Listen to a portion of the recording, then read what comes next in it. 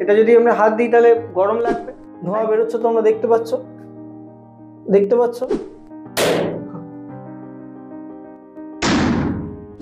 তো দেখো জল পড়ছে না, ম্যাজিক।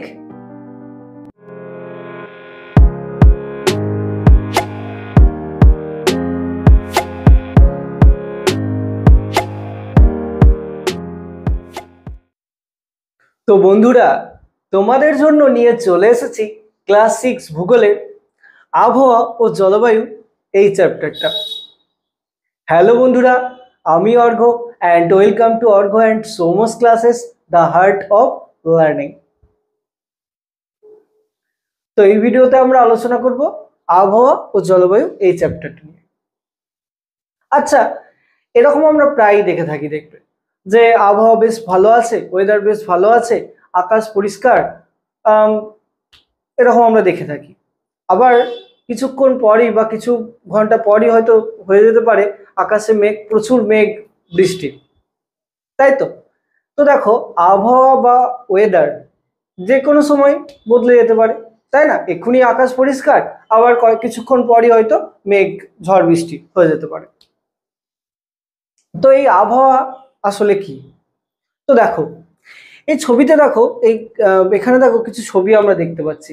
তো আবহাওয়া হচ্ছে কোনো একটা নির্দিষ্ট অঞ্চলে, নির্দিষ্ট স্থানের, ধরে নাও তুমি যেখানে এখন আছো সেই জায়গাটাকেই ধরে নাও, আর এটা কাটোয়া, তো আমি কাটোয়াটাকে ধরে নিচ্ছি।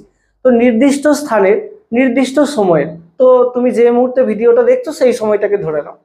বায়ুর উষ্ণতা, বায়ুতে কতটা উষ্ণতা আছে, ধরো 30 ডিগ্রি হতে পারে, 35 ডিগ্রি সেলসিয়াস হতে পারে, তো যেটাই উষ্ণতা আছে, তো বায়ুতে কতটা উষ্ণতা আছে। তো এই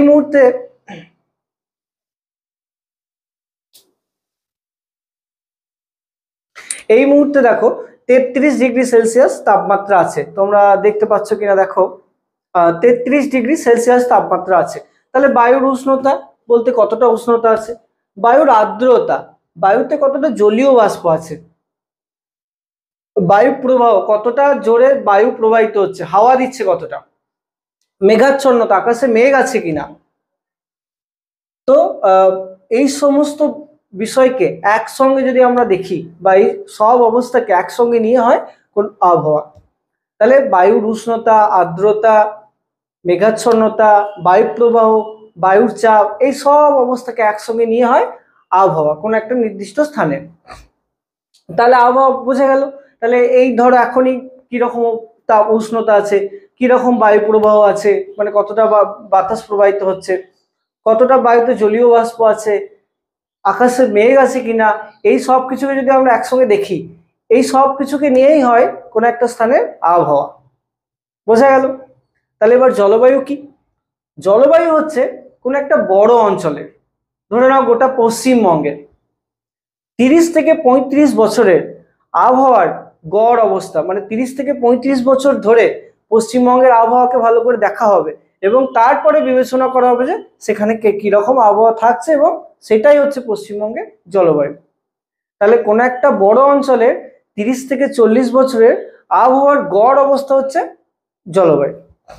তাহলে তোমরা এইভাবে ধরে নিতে পারো যে আবহাওয়াটা হচ্ছে একটা ছোট্ট ঝুড়ি, যেখানে সেখানকার উষ্ণতা, আর্দ্রতা, বায়ু প্রবাহ, মেঘাচ্ছন্নতা, এই সব কিছু রয়েছে, বৃষ্টিপাত, এই সব কিছু রয়েছে। আর অন্যদিকে জলবায়ু হচ্ছে একটা বড় ঝুড়ি, সেখানে 30 থেকে 35 বছরের এই ছোট ঝুড়ির, বিভিন্ন ছোট ঝুড়ির আবহাওয়া কেমন থাকছে দেখে সেখানে একটা জলবায়ু ঠিক করা হয়। তাহলে আবহাওয়া হচ্ছে একটা ছোট জায়গা, আর মানে ছোট ঝুড়ি, আর একটা জলবায়ু হচ্ছে একটা বড় জায়গা, মানে একটা বড় ঝুড়ি। বোঝা গেল? তো চলো এবার আমরা আবহাওয়ার জলবায়ুর সংজ্ঞাটা দেখে নিই কি আছে। তো দেখো এবার আবহাওয়ার সংজ্ঞাটা কি আছে। আবহাওয়া বলতে কোন একটি নির্দিষ্ট স্থানের, কোন একটা নির্দিষ্ট স্থানের, যেটা আমি তোমাদের এখনই বললাম। তো ধরে নাও এটা, তুমি যেখানে এখন ভিডিওটা দেখছো সেটাকেই ধরে নাও, এটা কাটোয়া, তো আমি কাটোয়াটাকে ধরে নিচ্ছি। নির্দিষ্ট সময়ের, এখন ভিডিওটা তোমরা দেখছো এই সময়টাকেই ধরে নাও নির্দিষ্ট সময়ের। বায়ুর উষ্ণতা, বায়ুতে কতটা উষ্ণতা রয়েছে, কতটা তাপমাত্রা রয়েছে। তো দেখো এখন হচ্ছে 34 ডিগ্রি তাপমাত্রা, তোমরা দেখতে পাবে 34 ডিগ্রি তাপমাত্রা রয়েছে। তো এটাই হচ্ছে এখনকার বায়ুর উষ্ণতা। বায়ুর আর্দ্রতা, তো তো দেখাই তোমাদের আর্দ্রতাটা, বায়ুর আর্দ্রতা। বেশ, এই দেখো হিউমিডিটি বলে লেখা আছে 62%। হিউমিডিটি দেখো পেয়ে যাবে 62%। হিউমিডিটি মানে হচ্ছে আর্দ্রতা। তো বায়ুর আর্দ্রতা হচ্ছে এখন 62 বা 62%। ঠিক আছে, তাহলে বায়ুর আর্দ্রতা। বায়ু চাপ কতটা বায়ুর চাপ আছে, তার হিউমিডিটির নিচেই দেখো প্রেসার বলে লেখা আছে। প্রেসার 1003 এমবি মানে মিলিবার। প্রেসার বলে দেখো লেখা আছে 1003 এমবি মানে মিলিবার, 1003 মিলিবার। এটা হচ্ছে বায়ুর চাপ। তাহলে এই মুহূর্তে বায়ুর চাপ আছে 1003 মিলিবার। তো এটা বায়ু প্রবাহ, কতটা স্পিডে বায়ু প্রবাহিত হচ্ছে, কতটা জোরে হাওয়া দিচ্ছে, তো সেটা তো দেখাই তোমাদের কতটা জোরে হাওয়া দিচ্ছে। দেখো উইন্ড বলে লেখা আছে 6 কিমি পার আওয়ার। উইন্ড বলে লেখা আছে দেখো 6 কিমি পার আওয়ার। তো এই যে এইগুলো আমরা দেখতে পাচ্ছি, বায়ু প্রবাহ, মেঘাচ্ছন্নতা, আকাশে কতটা মেঘ আছে, এর অবস্থাকে বোঝায়। এই সব কিছু অবস্থাকে নিয়ে হয় আবহাওয়া। বোঝা গেল? দিনের বিভিন্ন সময় আবহাওয়া বদলাতে পারে, দিনের বিভিন্ন সময় আবহাওয়া বদলে যেতে পারে, বদলে যায়। আমরা দেখতে পাই যে আকাশ এই মুহূর্তে হয়তো রোদ আছে, পরিষ্কার আছে, আবার অন্য সময় কিছুক্ষণ বা কিছু ঘন্টা পরেই হঠাৎ করে মেঘ চলে এসে বৃষ্টি হয়ে যেতে পারে, তো বদলে যেতে পারে। আবার কখনো স্বল্প সময়ের মধ্যেও আবহাওয়া বদলে যেতে পারে। এরকম তো আমরা প্রায় দেখে থাকি, তাই না, যে কিছুক্ষণের মধ্যেই আবহাওয়া বদলে যায়। হয়তো মেঘ ছিল, আকাশ পরিষ্কার হয়ে গেল, আবার আকাশ পরিষ্কার আছে, হঠাৎ মেঘ থেকে বৃষ্টি শুরু হয়ে গেল, তাই না? তো যে কোনো মুহূর্তে আবহাওয়া বদলে যেতে পারে। তো এই হচ্ছে আবহাওয়া।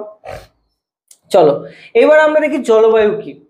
কোন অঞ্চলের প্রায় 30 থেকে 40 বছরের, কোন একটা অঞ্চলে 30 থেকে 40 বছরের আবহাওয়ার গড় অবস্থা হলো ওই অঞ্চলের জলবায়ু।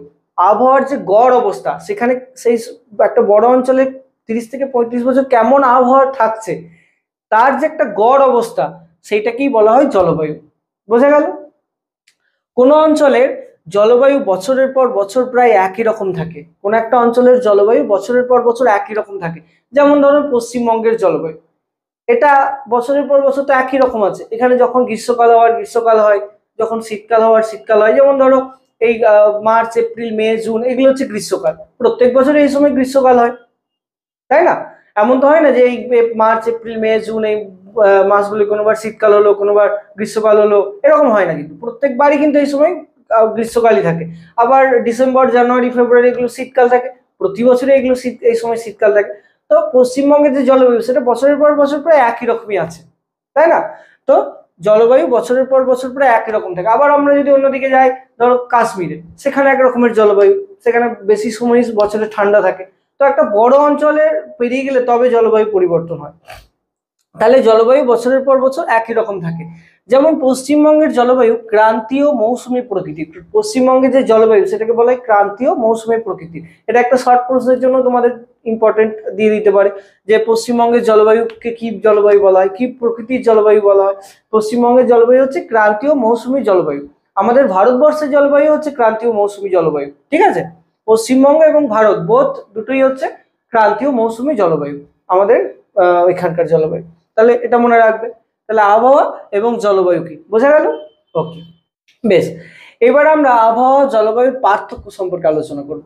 তো দেখো, আবহাওয়া এবং জলবায়ু। আবহাওয়া কাকে বলে? আবহাওয়া কোনো নির্দিষ্ট স্থানের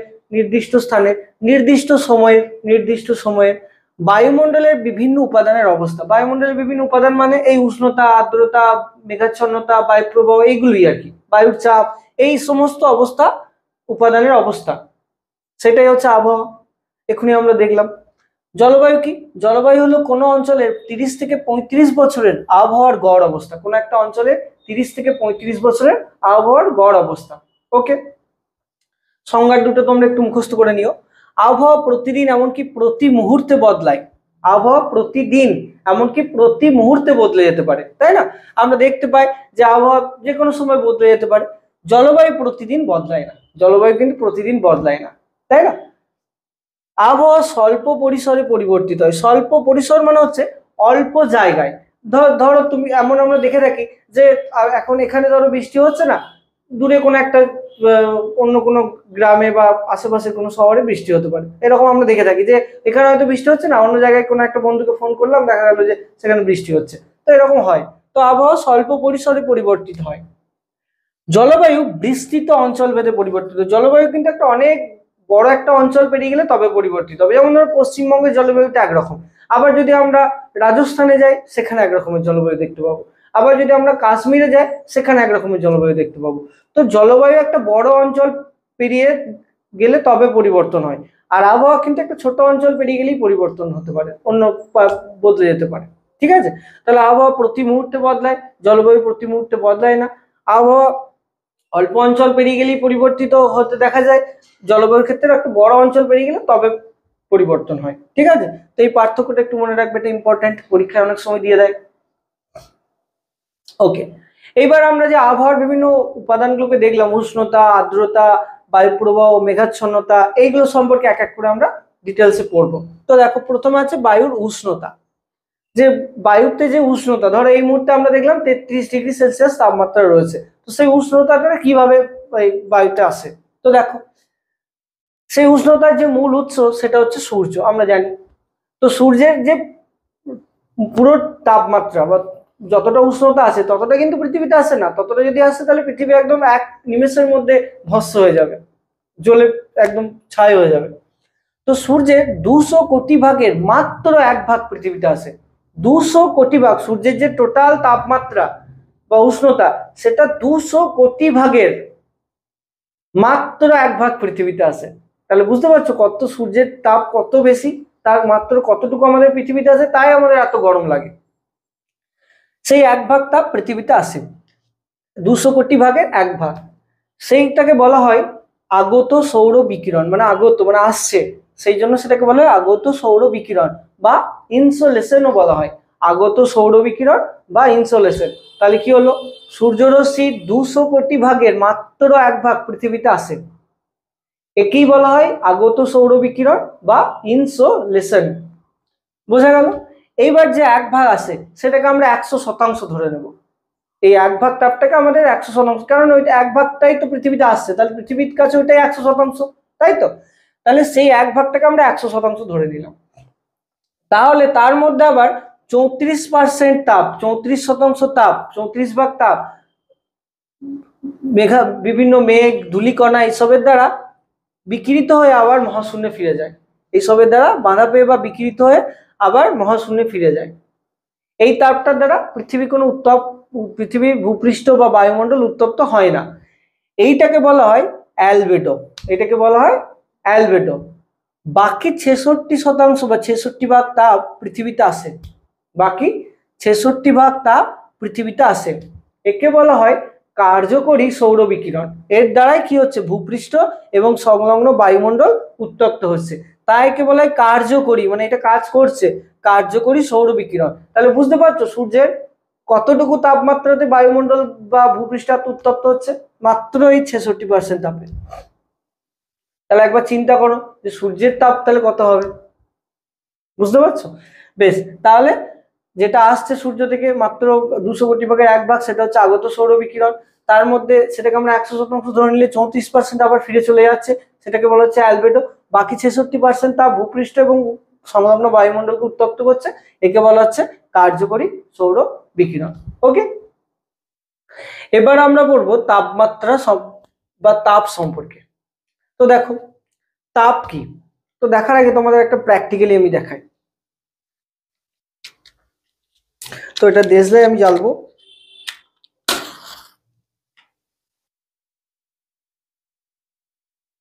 তো এই মোমবাতিটাকে জ্বালাবো।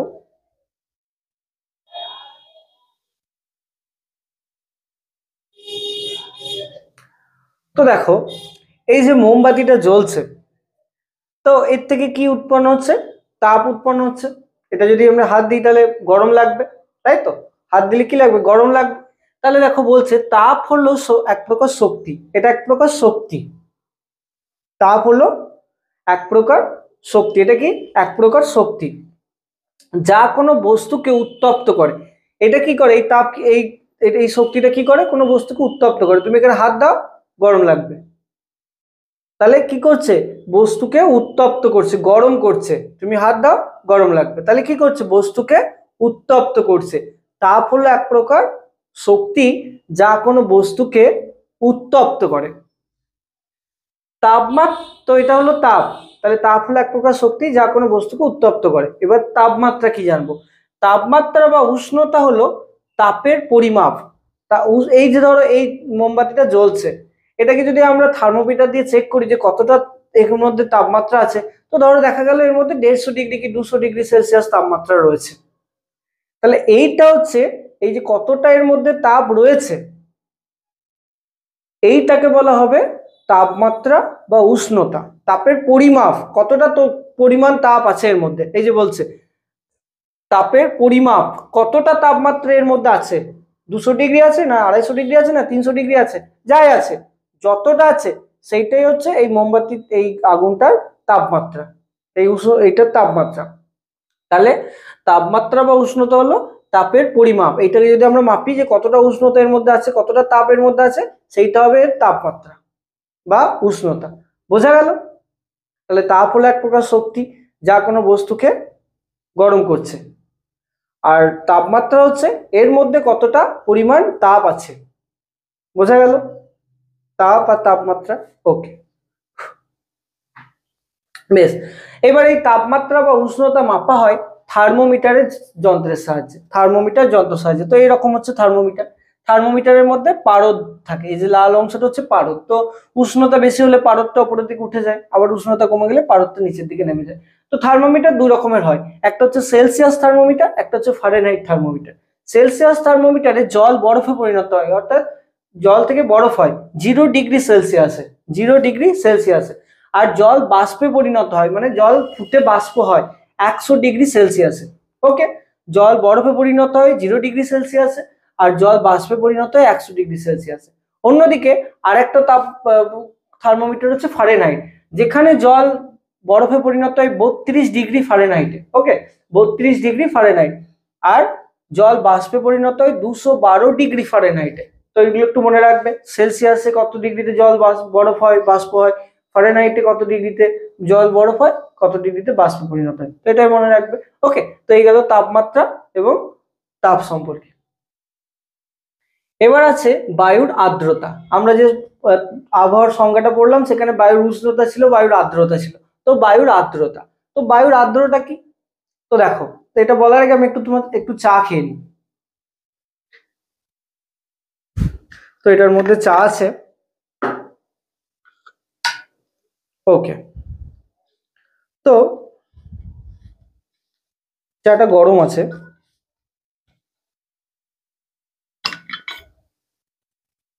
তো আমি তোমাদের সামনে এটা নিয়ে যাচ্ছি। তো দেখো এর মধ্যে থেকে ধোঁয়া বেরোচ্ছে, দেখতে পাচ্ছ, ধোঁয়া বেরোচ্ছে এর মধ্যে থেকে। তো এই যে ধোঁয়াটা বেরোচ্ছে, চাটা তো গরম আছে, তো এইটা হচ্ছে বাষ্প। এই যে যেটা বেরোচ্ছে, এইটা হচ্ছে বাষ্প। ঠিক আছে, এইটা হচ্ছে বাষ্প। আচ্ছা, এই বাষ্পটা দেখতে পাচ্ছ আশা করি। তো এই বাষ্পটা কোথায় যাচ্ছে বলো দেখি। এই বাষ্পটা কোথায় যাচ্ছে, বাতাসে মিশছে, তাই তো। এই বাষ্পটা বাতাসে মিশছে, বাষ্পটা গিয়ে মিশছে বাতাসে, তাই তো, হ্যাঁ কিনা। তাহলে এই যে বাতাসের মধ্যে কতটা পরিমাণ জলীয় বাষ্প আছে, সেটাকেই বলা হয় আর্দ্রতা। সেই উষ্ণতায় কতটা পরিমাণ জলীয় বাষ্প আছে, সেটাই হচ্ছে আর্দ্রতা। এই যেটা দেখতে পাচ্ছ হালকা ধোঁয়ার মতো, এটা হচ্ছে বাষ্প। তো বাতাসের মধ্যেই বাষ্প আছে, তাই তো। তো এই বাষ্প যতটা বাতাসের মধ্যে আছে, এই যে ধরো এই উষ্ণতায়, ধরো এখন 33 ডিগ্রি সেলসিয়াস উষ্ণতা চলছে, তাহলে এই উষ্ণতায় বাতাসের মধ্যে কতটা পরিমাণ জলীয় বাষ্প আছে, সেটাই হচ্ছে বায়ুর আর্দ্রতা। তো চাটা যখন বেরি করলাম, একটু খেয়েই নেওয়া যাক, কি বলো? তো দেখতে পাচ্ছ ধোঁয়া বেরোচ্ছে, ধোঁয়া বেরোচ্ছে, তোমরা দেখতে পাচ্ছ, দেখতে পাচ্ছ, দেখতে পাচ্ছ। তো এইটাই হচ্ছে জলীয় বাষ্প। ঠিক আছে, এটা গিয়ে কোথায় মিশছে, বাতাসে মিশছে, তাই তো। এটা গিয়ে কোথায় মিশছে, এটা গিয়ে মিশছে বাতাসে, তাই না। তো এইটাই হচ্ছে বায়ুর জলীয় বাষ্প। তো একটু খেয়ে নিই চাটা। হ্যাঁ, ভালো।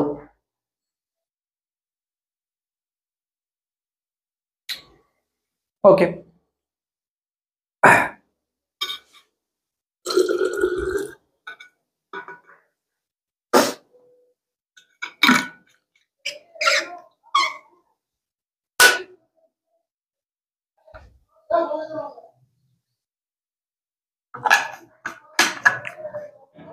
তো দেখো এবার সংজ্ঞাটা আমরা পড়ি কি আছে।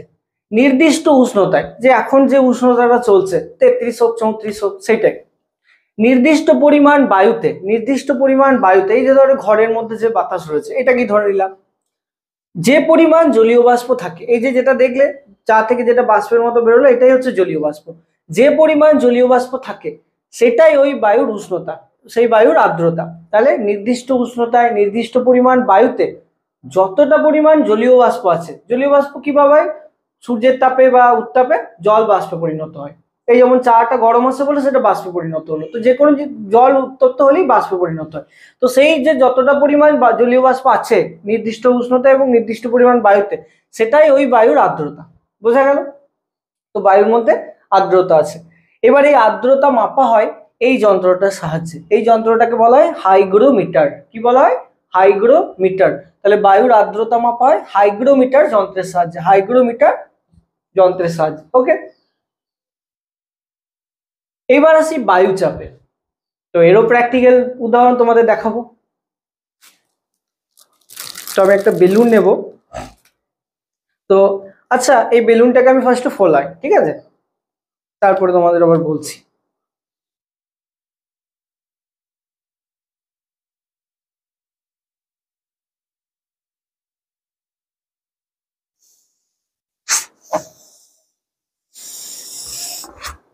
আচ্ছা, ফোলাই, এটাকে আরো বড় করি।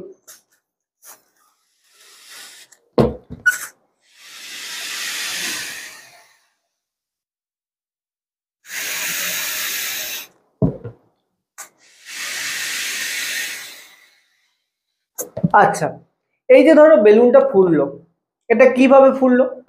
ভেতরে হাওয়া গেল, বাতাস গেল, সেই বাতাসের চাপেই তো বেলুনটা ফুললো, তাই তো? বাতাসের চাপে কি হলো, বেলুনটা ফুললো। এর মধ্যে যদি আমি আরো হাওয়া দিই তাহলে এবার কি হবে? আরো যদি আমি এর মধ্যে বায়ু ভেতরে ঢোকাই, তো দেখো কি হয়,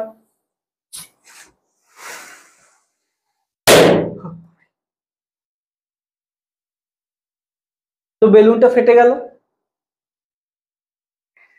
তো এই যে বায়ুর চাপে বেলুনটা ফেটে গেল, তার মানে বায়ু তো চাপ দিল, বায়ু তো প্রেসার দিল। তাহলে আমরা কি বুঝতে পারলাম যে বায়ুর চাপ আছে। তো বায়ুর চাপ কি সেটা পরে আসি, তার মানে এটা তোমরা বুঝতে পারলে যে বায়ুর চাপ আছে, তাই তো? আমি আরেকটা তোমাদের এক্সাম্পল দিচ্ছি, আরো ভালো বুঝতে পারবে। তো এই গ্লাসটার মধ্যে একটু জল নিয়ে নিই।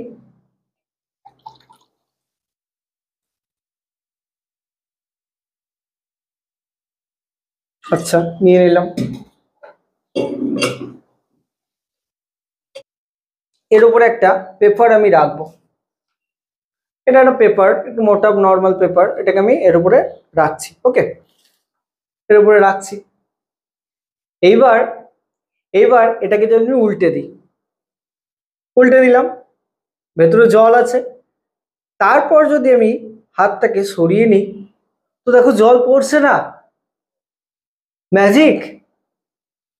না, এটা আসলে কোনো ম্যাজিক নয়। তো কি হচ্ছে দেখো, যখন পেপারটা উল্টে দেওয়া হচ্ছে তখন কি হচ্ছে, নিচের দিক থেকে বাতাস চাপ দিচ্ছে, নিচের দিক থেকে বাতাস চাপ দিয়ে পেপারটাকে গ্লাসের সঙ্গে ধরে রেখেছে।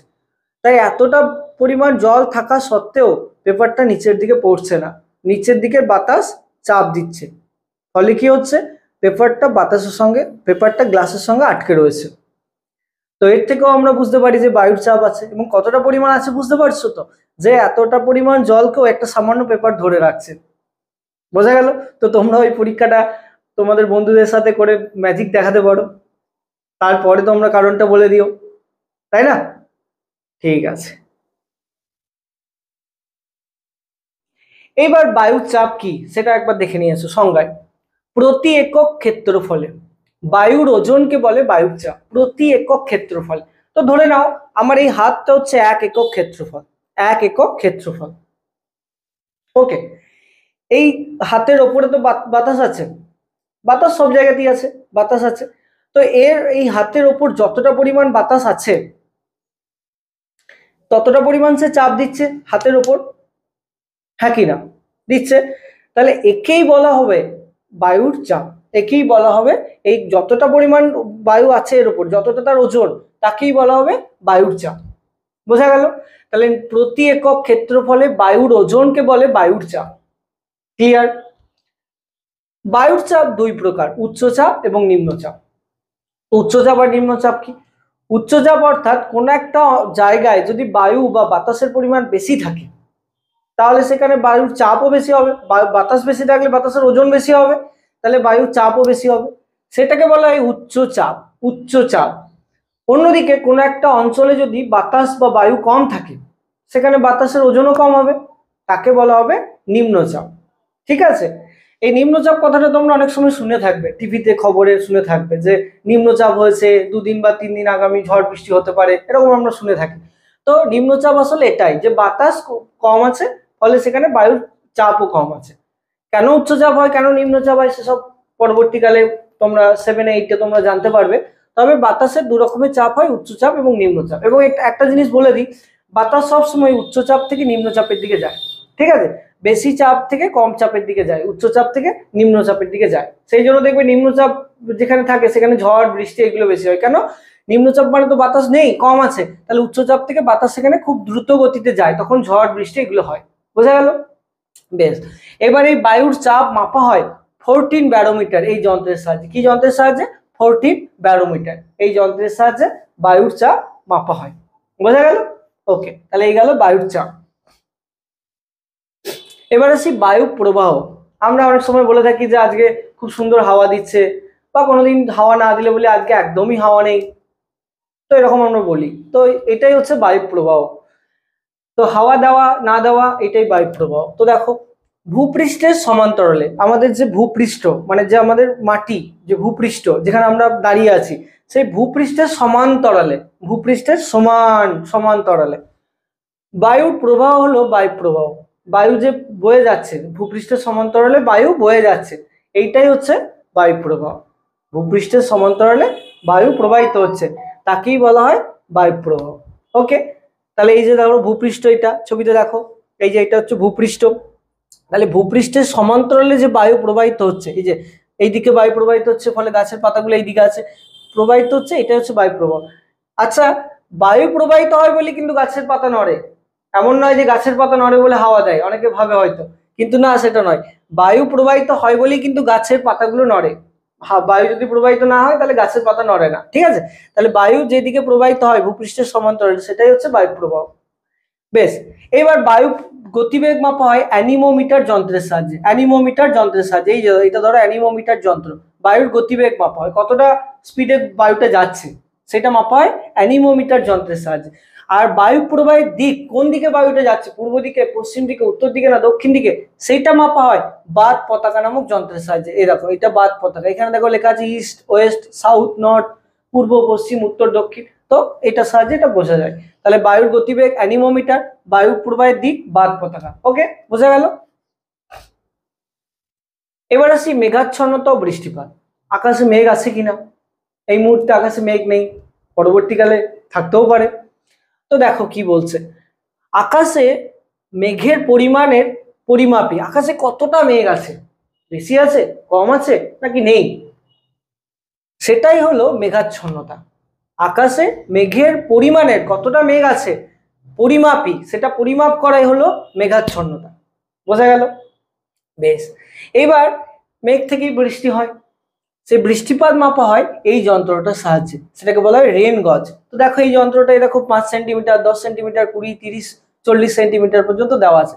তো এই যে এক জায়গায় এটা লাগানো থাকে, সেখানে বৃষ্টির জল পড়ে এবং যত সেন্টিমিটার ভর্তি হয় তত সেন্টিমিটার বৃষ্টি হয়েছে বলে ধরে নেওয়া হয়। বোঝা গেল? তাহলে বৃষ্টিপাত মাপা হয় রেন গজ নামক যন্ত্রের সাহায্যে। বোঝা গেছে? তাহলে মেঘাচ্ছন্নতা ও বৃষ্টিপাত। এইবার আসি, তো এখানে আরেকটা বিষয় বলে দিই যে বৃষ্টিপাত কিভাবে হয়। এটা আমরা আগেও পড়েছি যে সূর্যের তাপে জল বাষ্পে পরিণত হয়। ওকে, সেই বাষ্প ধীরে ধীরে উপরের দিকে উঠে যায়। এবার যত উপরের দিকে উঠে যায় উপরের দিকে বায়ু শীতল থাকে, উপরের দিকে বায়ু শীতল থাকে। এবার সেই শীতল বায়ুর সংস্পর্শে সেই জলীয় বাষ্প কি হয়, জলকণায় পরিণত হয়। জলীয় বাষ্প ঠান্ডা হয়ে গেলে জলকণা হয়ে যায়। তো জলীয় বাষ্প জলকণা দেখবে যখন গ্লাসের মধ্যে থেকে জলীয় বাষ্প ওঠে, ভাপ ওঠে, তখন যদি কোনো একটা উপরে ঢাকনা দিয়ে দাও তাহলে দেখবে ঢাকনার উপরে দেখবে বিন্দু বিন্দু বিন্দু বিন্দু জল থাকে। তাহলে কি হচ্ছে, জলীয় বাষ্প যখন উপরে উঠে ঠান্ডা হয়েছে তখন জলকণায় হয়েছে, পরিণত হয়েছে।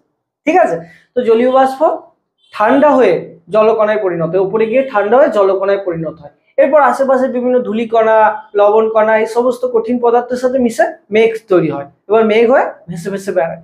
এবার মেঘের মধ্যে থাকা ছোট ছোট জলকণাগুলো যখন একসাথে মিলিত হয় তখন সেই জলকণাগুলো ভারী হয়ে গিয়ে নিচের দিকে বৃষ্টি আকারে ঝরে পড়ে। তো এইভাবেই বৃষ্টিপাত হয়। ঠিক আছে, এবার এটা যদি খুব ঠান্ডা শীতল এলাকায় হয়, এই জলীয় বাষ্প জলকণার বদলে তখন বরফে পরিণত হয়ে যায়। যেমন ধরো কাশ্মীরে খুব ঠান্ডা, সেখানে জলীয় বাষ্প উপরের দিকে উঠলে জলের বদলে বরফ হয়ে যায়, বরফ হিসেবে জমে যায়, তখন বরফ নিচের দিকে ঝরে পড়ে, ছোট ছোট বরফের তুষার কণার মতো ঝরে পড়ে। তো তখন এইভাবেই বৃষ্টিপাত, তুষারপাত এগুলো হয়। ওকে, এইবার এই যে পৃথিবীর এই তাপমাত্রা কোথাও বেশি কোথাও কম, তাই না? ধরো আমাদের এখানে ভারতবর্ষের তাপমাত্রা একটু বেশি থাকে, নিরক্ষীয় অঞ্চলে গেলে আরো বেশি থাকে, আফ্রিকা এইসব জায়গায় আরো বেশি। আবার যদি আমরা চলে যাই দক্ষিণ মেরুতে, মানে আন্টার্কটিকায়, তোমাদের একটা চ্যাপ্টার আছে আন্টার্কটিকা, সেটাও আমরা খুব তাড়াতাড়ি নিয়ে আসবো। তো আন্টার্কটিকা, সেখানে গেলে দেখবে প্রচুর ঠান্ডা, সারা বছর বরফ থাকে। তো এইরকম এই যে তাপমাত্রা কোথাও বেশি কোথাও কম, এইরকম ভিত্তিতে পৃথিবীকে কয়েকটা ভাগে ভাগ করা হয়েছে। কটা ভাগে দেখো, প্রথমে হচ্ছে 1 নম্বর হচ্ছে উষ্ণমণ্ডল, মানে গরম মণ্ডল। এখানে উষ্ণতা সব থেকে বেশি থাকে। কোথায় থাকে? নিরক্ষরেখা, 0 ডিগ্রি, যে এটা নিরক্ষরেখা, নিরক্ষরেখা থেকে উত্তরে কর্কট ক্রান্তি রেখা, মানে 23.5 ডিগ্রি উত্তর, এবং নিচে দক্ষিণে মকর ক্রান্তি রেখা 23.5 ডিগ্রি দক্ষিণ। তাহলে 0 ডিগ্রি হচ্ছে নিরক্ষরেখা, নিরক্ষরেখা থেকে উত্তরে কর্কট ক্রান্তি রেখা যেটা 23.5 ডিগ্রি উত্তর, এবং দক্ষিণে মকর ক্রান্তি রেখা যেটা 23.5 ডিগ্রি দক্ষিণ। এই অঞ্চলটার মধ্যে উষ্ণতা সারা বছর বেশি থাকে, সূর্যরশ্মি লম্বভাবে পড়ে, ফলে এখানে উষ্ণতা সারা বছর অনেক বেশি থাকে। এই অঞ্চলটাকে তাই বলা হয় উষ্ণমণ্ডল। এই 0 ডিগ্রি থেকে উত্তরে 23.5 ডিগ্রি উত্তর এবং দক্ষিণে 23.5 ডিগ্রি দক্ষিণ, অর্থাৎ কর্কট ক্রান্তি এবং মকর ক্রান্তি, এই অঞ্চলটার মধ্যে উষ্ণতা সারা বছর বেশি থাকে, এটাকে বলা হয় উষ্ণমণ্ডল।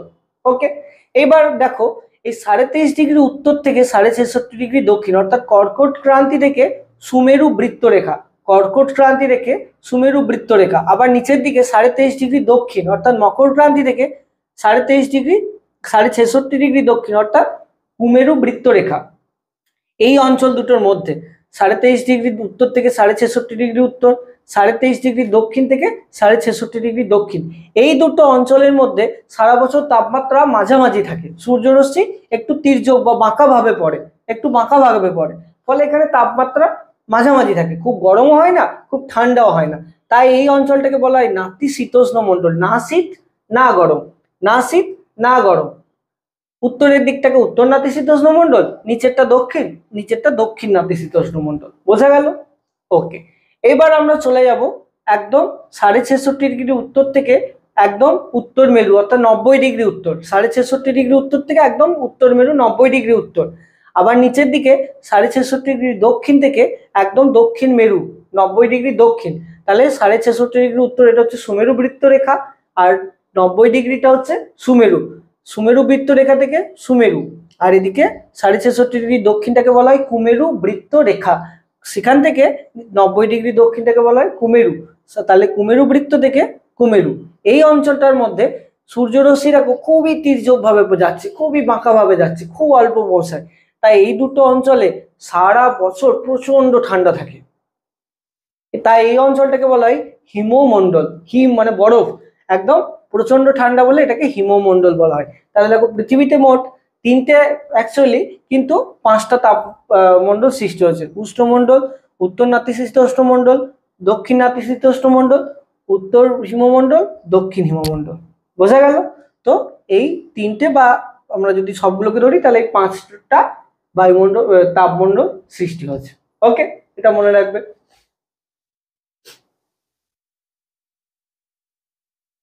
ওকে, এইবার লাস্ট একদম আছে এখানে আমাদের জীবনে বায়ুমণ্ডলের প্রভাব। আমাদের জীবনে তো বায়ুমণ্ডলের প্রভাব প্রচুর, তাই না? যেমন ধরো পোশাক পরিচ্ছদ, সেখানে বায়ুমণ্ডলের প্রচুর প্রভাব আছে।